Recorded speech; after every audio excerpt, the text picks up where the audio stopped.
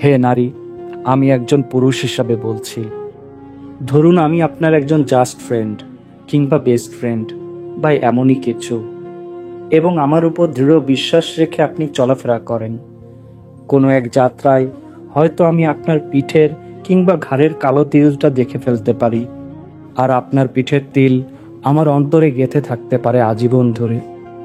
হয়তো কোনো একদিন স্ত্রীর সাথে মনোমালিন্যের পর মনে পড়ে যেতে পারে জাস্ট ফ্রেন্ডের সেই পিঠের তিলের কথা।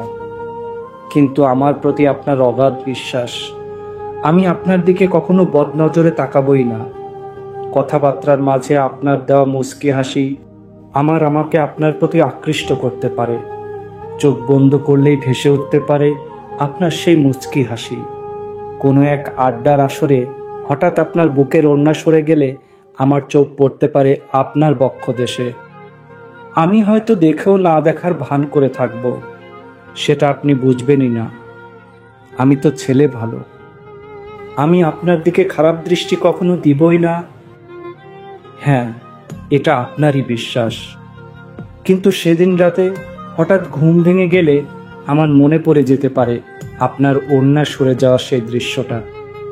একসাথে চলার মাঝে আপনার হাত পা বা মুখমণ্ডলের সৌন্দর্য আমার মনে গেঁথে যেতে পারে।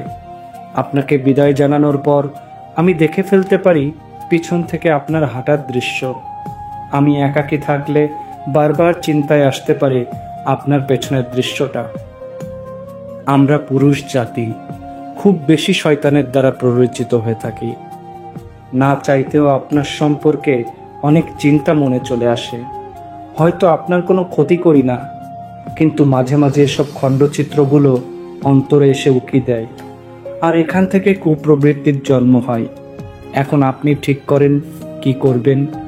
আমার সাথে মিশে আমার খারাপ অনুভূতিতে আপনার ছবিগুলো উপহার দিবেন, নাকি একান্ত প্রয়োজন ছাড়া আমার থেকে দূরে থেকে নিজেকে আমার কল্পনা থেকে নিরাপদ রাখবেন। সিদ্ধান্তটা একান্তই আপনার। সবশেষে একটি কথা, কখনো কোনো পুরুষের উপর অগাধ বিশ্বাস রাখবেন না। মনে রাখবেন, যেই পুরুষ আপনাকে নীল শাড়িতে কল্পনা করতে পারে, সেই পুরুষ আপনাকে পোশাক ছাড়াও কল্পনা করতে পারে, আর এটাই বাস্তব।